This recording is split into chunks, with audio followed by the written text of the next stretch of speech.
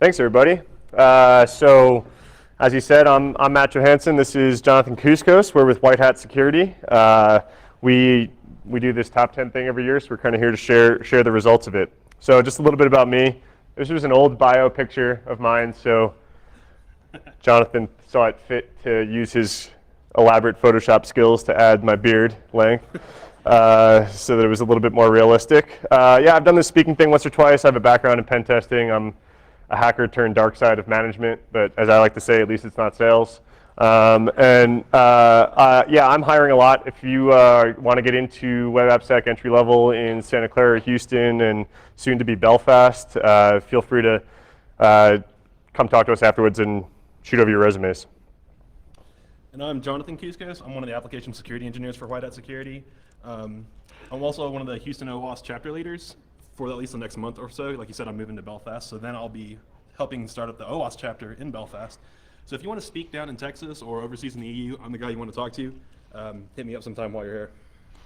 So a little bit of history about the top 10. So how many of you guys are familiar with the top 10 and us doing it over the past couple of years? Cool, good number of you. Very nice, awesome, that's great to see. So for those of you who don't know, the top 10, this is a very community-driven effort that we put forth that we collect all of the crazy amount. There's just tons and tons and tons of new research every year. And it's kind of impossible to stay on top of it unless you're like professional Twitter user or something like that, right? And so we try to aggregate all these things and we get somewhere between 50 and 80 new web hacking techniques submitted every year that gets whittled down to a top 15 by community vote in no particular order. And then we have a panel of expert judges that very graciously submit their time, take a little bit more time and order the top 10, whittle it down to 10 and order it. Yeah, this is really just about paying homage to the web security researchers for the crazy amount of work that gets done every year. So this is just a little bit of the history of who has won, the total number of new techniques that we get in any given year and the winners of that year. So as you can see, encryption has been extremely popular. Crime Beast, Oracle padding attacks, all this stuff. For the past couple of years, encryption has been king. It's not the case this year. So without further ado, this is this year's top 10 web hacks. So there's no way that we're going to be able to cover all of these in 45 minutes. So just please bear with us. We like to call it, we're going to be the Busta Rhymes of AppSec. We're going to talk through this really, really fast.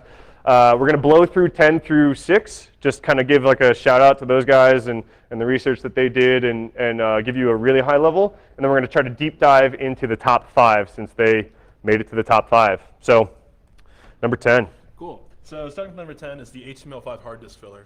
Now with HTML5 comes the ability to use local storage. With that, you would expect that there should be an upper bound on the amount of data that you can save. Can you guys hear me now, the mic? Cool.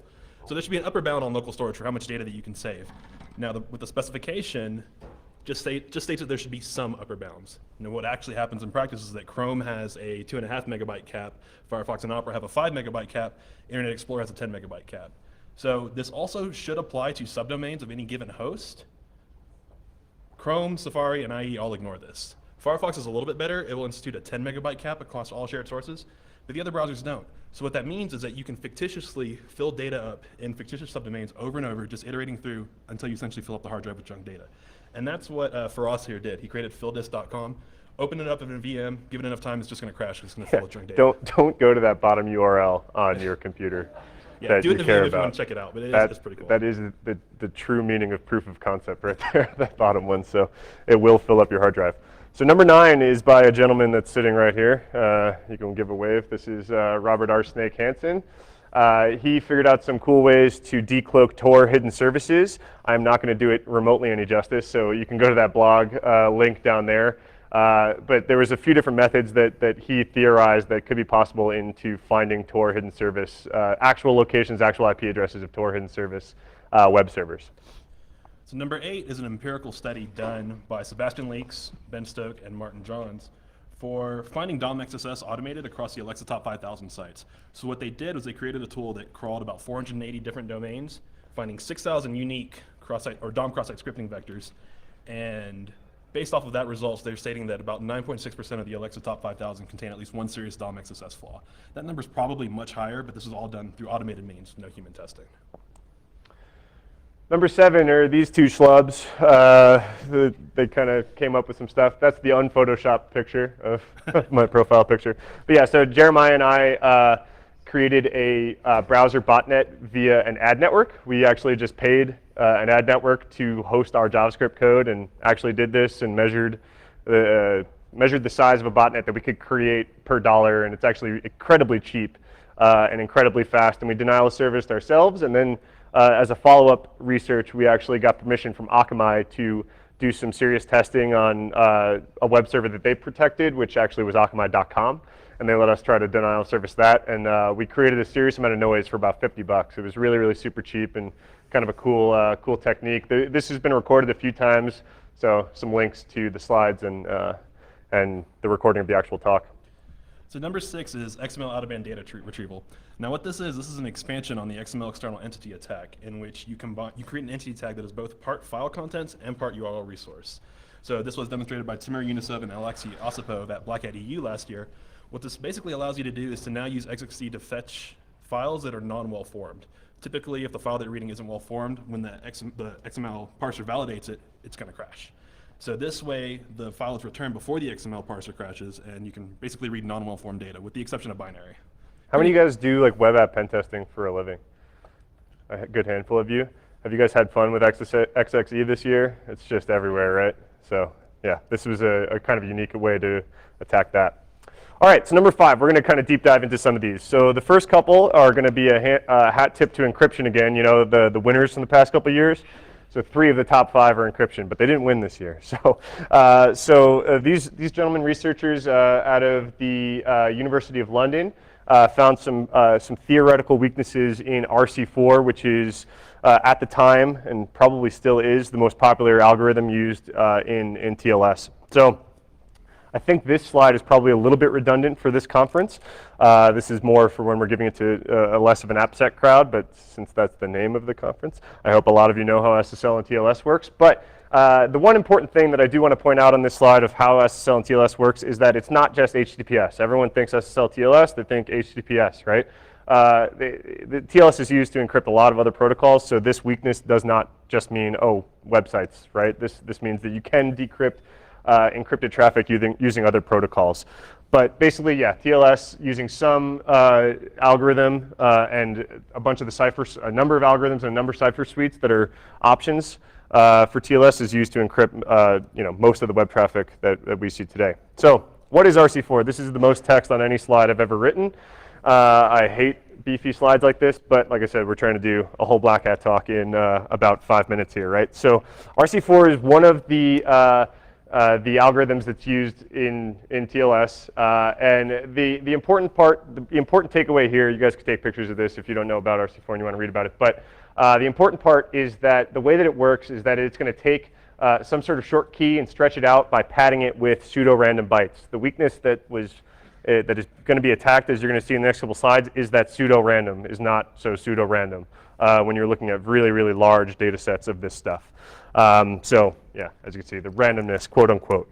So this is some stats. I think this is from, oh no, this is in SSL Labs, but this is some stats of, at the time of this research, about 50% of TLS connections that were monitored by ICSI were using the some combination of RC4 cipher suites. So this theoretical weakness could be very prevalent at the time. The reason this was so big, actually, was kind of funny, was that if you remember last year's winner of the top 10 web hacks that I had up on the slide earlier was actually Beast. And Beast was attacking the CBC, which is kind of one of the other major options. If you're not going to use RC4, you can use CBC. And so one of the remediation efforts for Beast was, hey, switch over to RC4. Well, okay, so now we have weaknesses in RC4. So what's next, right? So yeah, so the last 3 top 10s, I guess, CBC has been attacked. So now RC4 is being attacked. So okay, so there's 2 different attacks being discussed by these researchers here. The first one's a multi-session attack, and what that means is that you're going to need a lot of different TLS handshakes. It's not just one connection one encrypted TLS connection, it's a lot of them. You're going to need a new handshake every single time, right? So, I mean, and when I say a lot, who wants to do 2 to the 30th for me real quick? Scream it. It's a billion.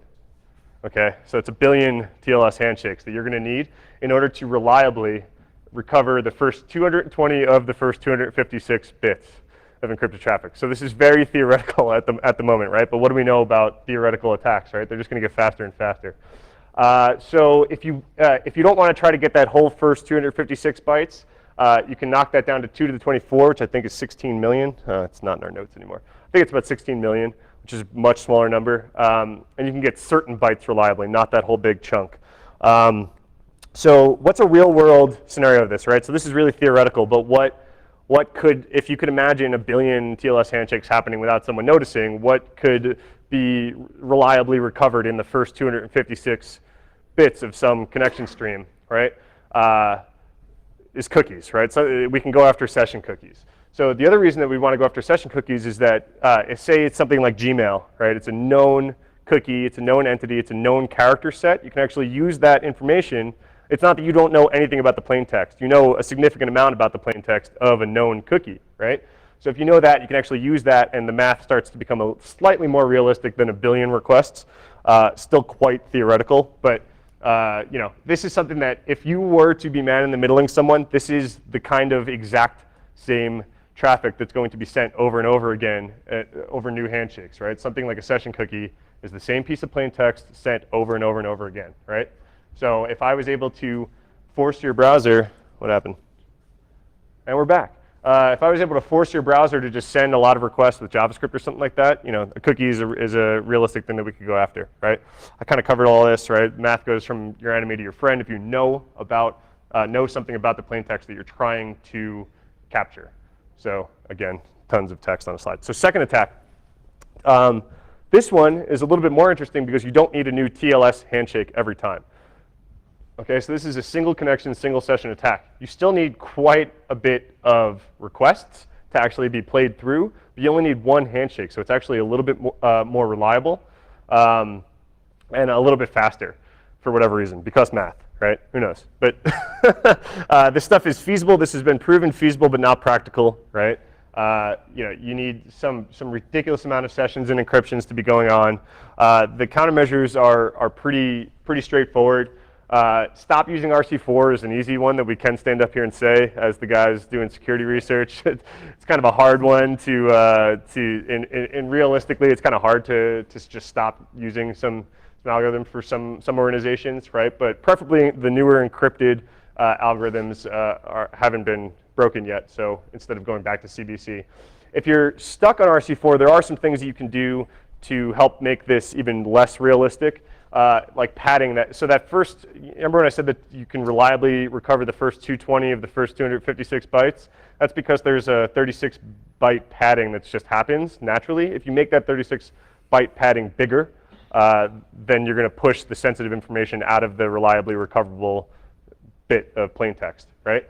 So it's kind of a hack, but it's doable. And then the pretty obvious one here, in my opinion, right, is, hey, billion requests, don't let that happen, right? let's not let a billion requests with the same session cookie go by in some short period of time. If you just are rate limiting this stuff, it becomes really, really hard to do. So moving on, more encryption. So number 4 is the Lucky 13 attack.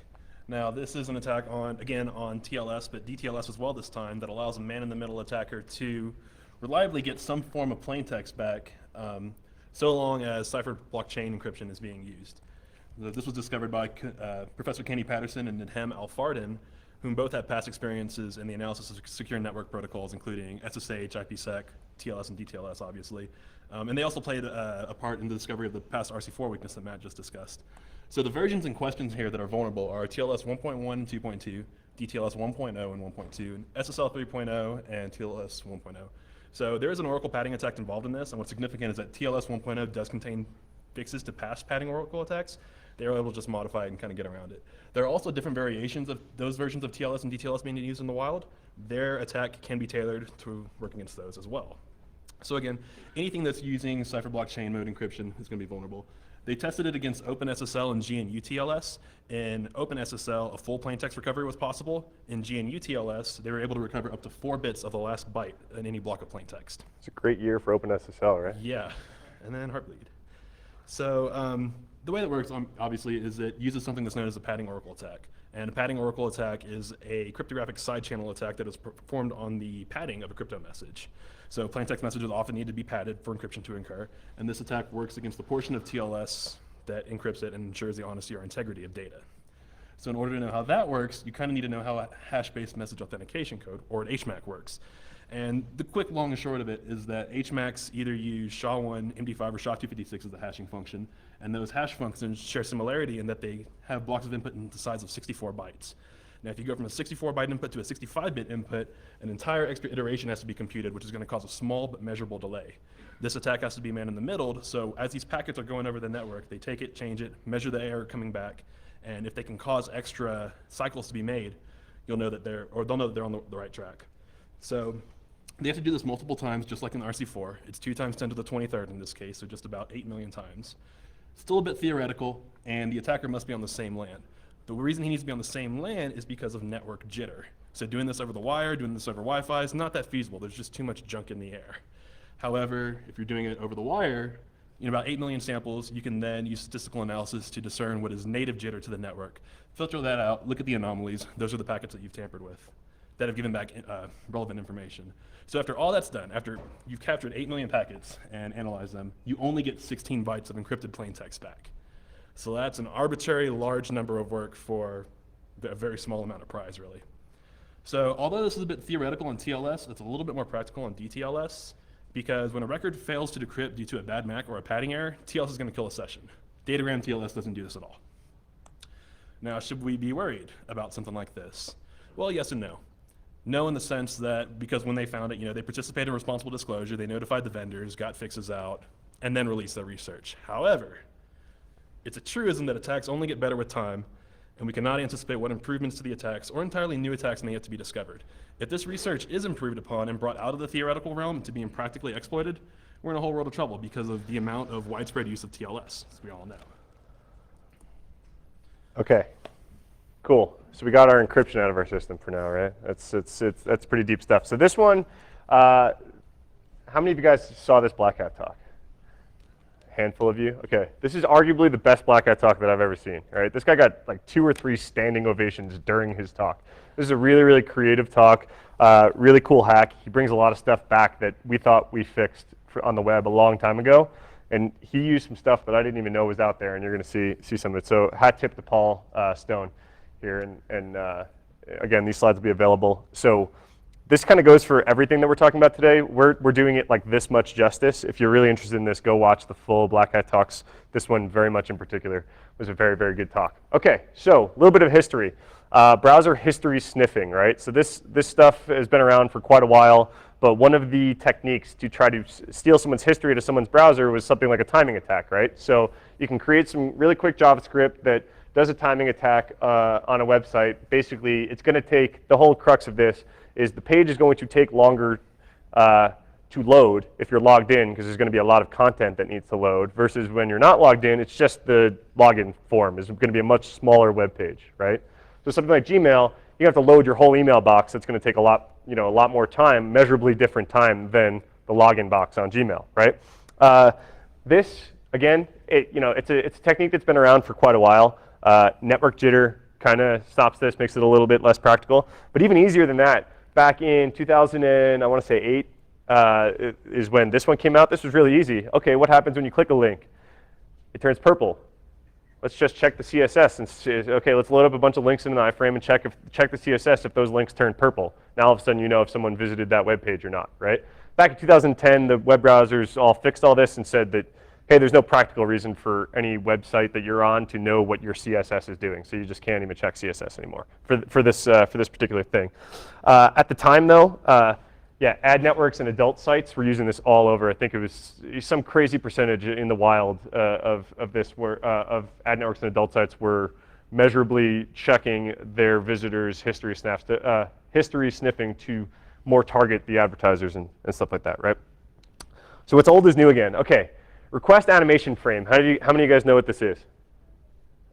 2 of you. Cool. That's more than I even thought would raise their hands. I had no idea what this was until this research came out. So what request animation frame does is this function fires every time a new frame is painted in your browser, right? So you just repainting is going on every time the browser changes something. At the beginning of that frame repaint, this function fires, okay? So that's kind of why this is important. So how this, and another piece that I didn't even know how this worked. So how this whole turning the link purple thing happens is it turns out to be pretty asynchronous. So there's a video during his talk that demonstrates this. We don't have time, so I'm just going to go through it real quick. So just the steps of when you go to a page, how it loads, right? The page is going to load. It's going to paint all the links, if there are any on the page. It's going to paint them blue, right?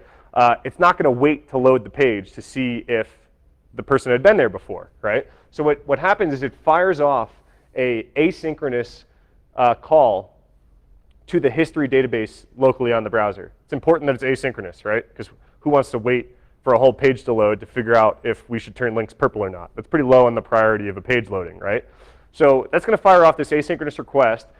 A bunch of frames are going to go by, and then when that callback comes from the history, it's going to say, okay, hey, repaint, and if there was something visited, repaint it purple, right? But at the beginning of each of these frames, right, in this movie strip here, that request animation frame function fires, right? So that's also important to know. Okay, so sim it down now, right? So we have to, how are we going to slow this down so it's measurable? This is a timing attack, right? And as we know, timing attacks are not very reliable over the internet because of all sorts of jitter, right? But if we can slow it down, if we could slow this repainting down to something that's a measurable time difference, we could start to tell the difference, right? So what Paul does is he puts a whole bunch of links on a page, right? He gets all GeoCities on it and puts all sorts of shadows and all sorts of weird effects that we thought were cool back when we made our AngelFire websites, right? And it turns out that all of this, the more pixels that you're actually using, will affect the time that it takes to repaint. Kind of makes sense, right? It's small, but if you expedite this a little bit bigger, right? If you have 100 links in a frame or something like that, and you start throwing this shadow, the milliseconds get to be a little bit more measurable, right? That's how it works, right? So we're going to load a frame with a ton. I kind of just went over this. We're going to load a frame with a ton of links to one URL. This is the one URL that we want to see if this user visited, right? We're going to put all the shadow and all the crappy web dev stuff on it, right? We're going to hijack request animation frame, right? We're going to hijack that function to actually fire our timing, right? We're going to time how long it takes this repaint to happen, right? If there's one slow frame, if one frame is slow, right? It's still milliseconds, right? But if it's slower than others, that means that's the first repaint, that's the initial repaint, and it just painted all the links, right? If there's a second slow frame, that means it needed to repaint those links and turn them purple, right? So here's his demo website. This is actually a video from his thing that we're not. Is this? No, we don't have a video here. Right? This is just a picture, right? So if you want to watch the video of this demo and go check out this website, I included the YouTube link here real quick. But all those hash signs on the left, that's the 100 or so links that he's populating to one URL. So he's going down this list on the right, and he's saying, okay, did they go to Facebook.com, right? Okay, let's make every source value of all those links to Facebook.com and watch this repaint happen. So now you're going to see in the timing attack, right, in these 4 columns. So that's the frame repaint times. So the first column you're going to see they're all in the 70-something millisecond range, right? Then the second frame is 0, or it's 0 for almost all of them, right? Then the third frame is where you're going to tell if something has been visited or not, because the longer ones in the 60 to 70 millisecond range are the ones that have to turn purple, and the ones that are in the 1 or 0 millisecond range didn't need another repaint, right? So his green check marks there are what this website is guessing were visited. So he got it all right here, right? So this tool proved that he got it all right by doing this timing attack. Really cool stuff. If you want to watch the video, I highly recommend it. Okay, so part 2 of this attack. So that's history sniffing, really cool, right? So part 2 is where the pixel perfect timing comes in, right? So a whole bunch of other crap I didn't know existed, like request animation frame, is this FE morphology stuff. Yeah, enter SVG. This is all sorts of new functionality that's brought in with HTML5 and that we can do cool things to graphics. So 2 of the things that we want to do, this FE morphology tag, how many people have heard of this? 1. Okay, even less than request animation frame. That's what I thought. No, put your hand down. FE morphology, what it does, if you can give it an image, and, this is all in HTML, it can change that image. But the two things that we're going to focus on are erosion and dilation of that image. We can either make it thicker or thinner, right? Because magic, who knows, right? But this is potentially pretty slow, right? If it has to go through every pixel in an image and figure out if it needs to make it thicker or thinner and the colors around it and all this kind of stuff, it's going to be pretty slow. So what the browsers did, I think Mozilla started and all the other browsers copied, was they wrote some optimized code that could just go down the left-hand side of the picture in certain situations, and that's way faster, right? Instead of going through every group of 4 pixels or something like that through the whole thing. This can be used when it's like a solid color, right? Instead of a noisy image. So if it's a noisy image, like the one on the left, like static or something like that, it's going to need to go through all of it to figure out what it's going to do, right? Which is going to be slower. If it's a solid image, it could just go down the left side, going to be much faster, right? Now there's another FE HTML function that I didn't know exists. FE composite, right? And that has an operator that you can multiply images. Of course, you can multiply images. Who knows, right? I don't know the legitimate purpose of this, okay? But you can multiply images together, and all we care about for the purpose of this research is if you take a solid image, like just a black image, and multiply it by a noisy image. Oh, so this is important. If it's black, if it's all dark, and you multiply it by a noisy image, you get an all dark solid image. If you take a white image and multiply it by noise, you get noise, okay? That's all you need to know about this multiplying thing for the purposes of this, right? I don't know why, but that's it. So real world usage, right? So we can create an iframe, right? You're the owner of a website, you create an iframe, people who visit your website can, this iframe is going to load. We're going to take a snapshot of that iframe in time because you don't want the things in the iframe to be changing while you're trying to read these pixels out of it and try to read what's in the iframe, right? So we're going to take a snapshot in time.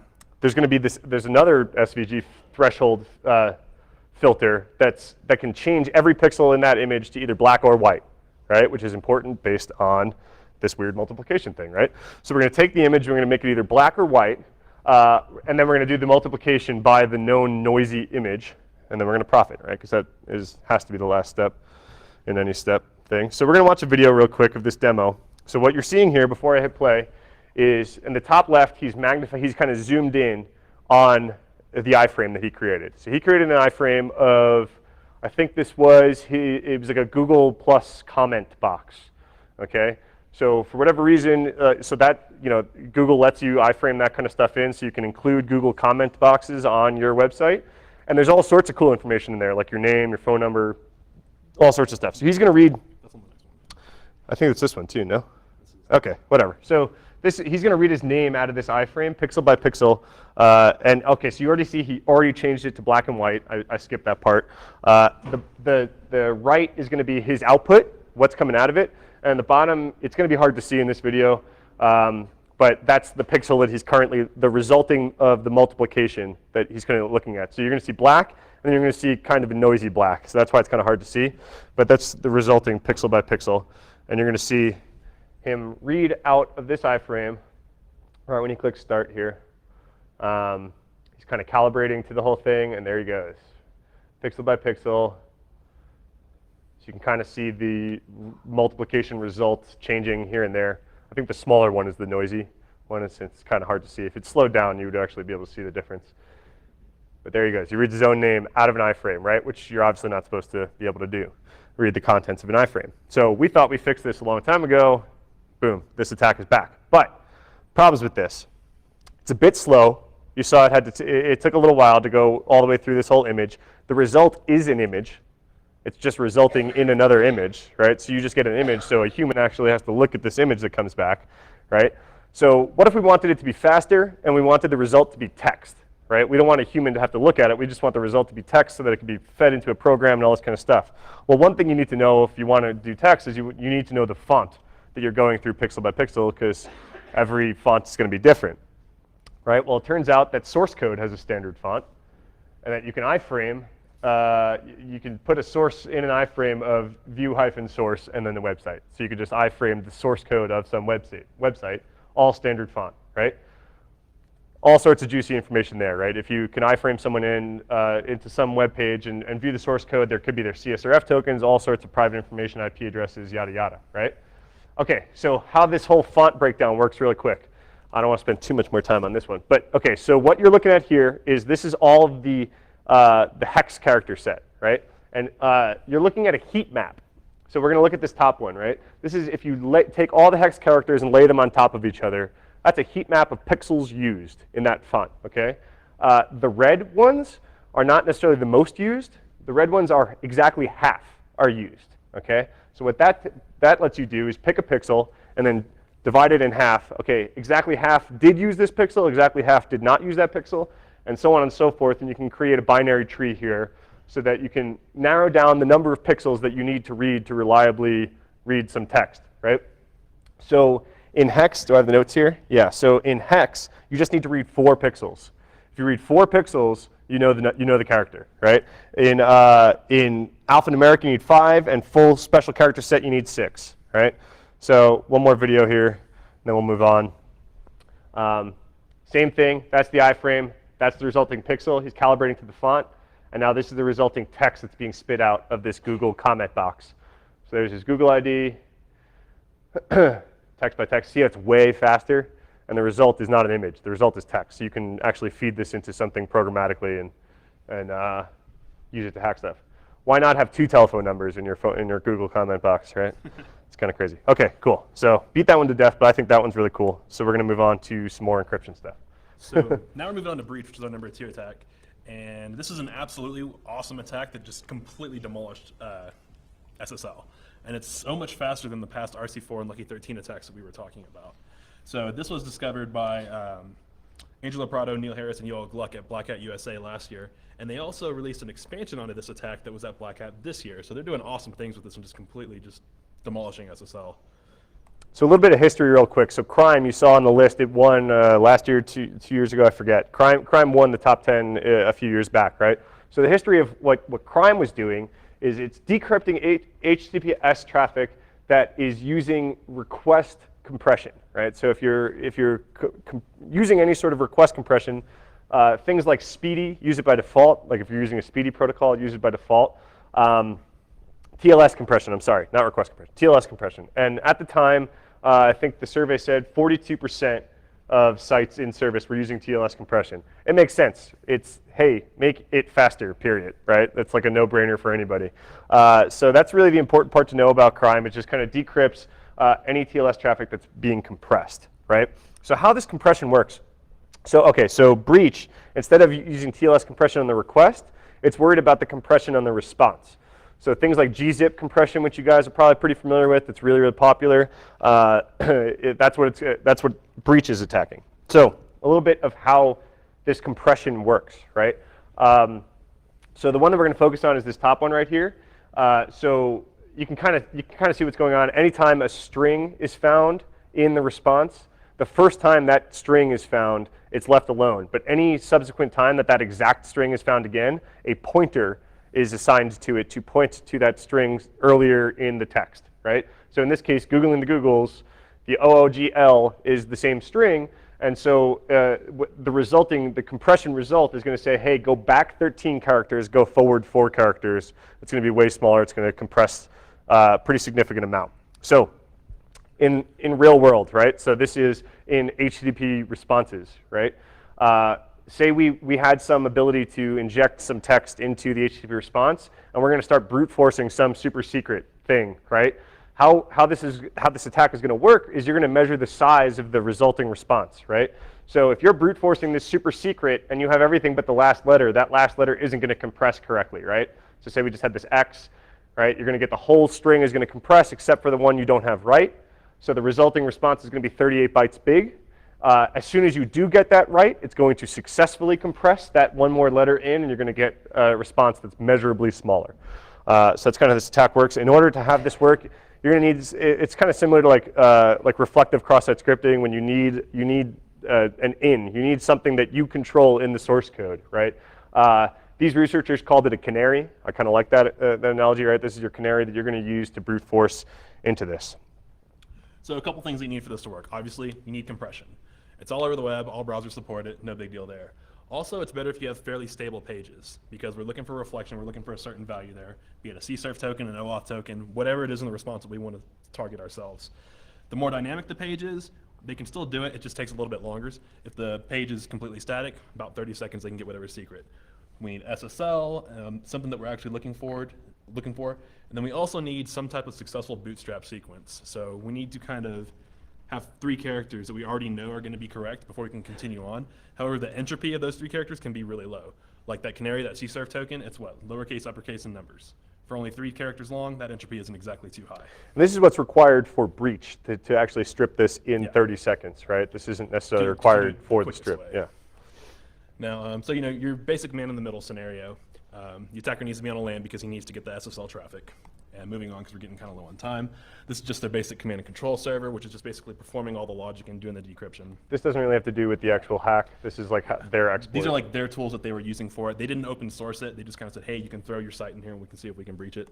Not really too important. So this is part of their, or a snippet from their live demo at Black Hat where they pulled that CSRF token out from Outlook Web Access. They had some really cool Mission Impossible music playing during this, so if you're a fan, I would watch their Black Hat talk. So here you can see a couple of the past requests that were going by in Chrome. And if you look at the bottom, they were able to get the entire thing in 43 seconds in about 1,120 requests. That's a whole lot better than 8 million for Lucky 13 or 1 billion for RC4. Billion first for this is extremely realistic, right? Okay, so mitigation. What do you do to fix against this stuff, right? Well, easy one is disable your compression, but good luck winning that battle. Hey, do you want to make your website slower to make it more secure? Yeah, you're gonna get laughed out of the room, right? So some other things that you can do, and we actually at White Hat upped our bar for what was good enough for a CSRF protection because of this attack.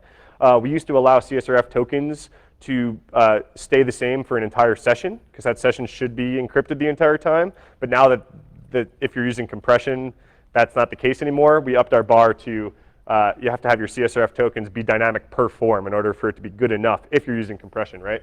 Yeah, so the dynamic secrets. If you want to do, there's some hacky other things to do this. If you want to chunk your responses, that'll throw them off. You can XOR your whole thing. It's all pretty dirty. The real one is throttling and monitoring, right? Even though it's only 1,100 requests versus 1 billion, that's still something that's measurable, right? Hey, don't let 1,100 requests go to the same IP with the same cookie and CSRF token very, very quickly, right? That should spike some sort of anomalous behavior. Cool. So number 1, mutation XSS. Now, has anyone heard of mutation XSS or MXSS yet? Cool. A couple people. Cool. So that's still not enough. We all know about reflective, persistent, and DOM XSS. We've heard about that for years. So now there's a 4th XSS that we need to worry about, and this was discovered by Mario, who's he's the god of XSS. This guy loves everything in between tags and just absolutely demolishes it with new research over and over again.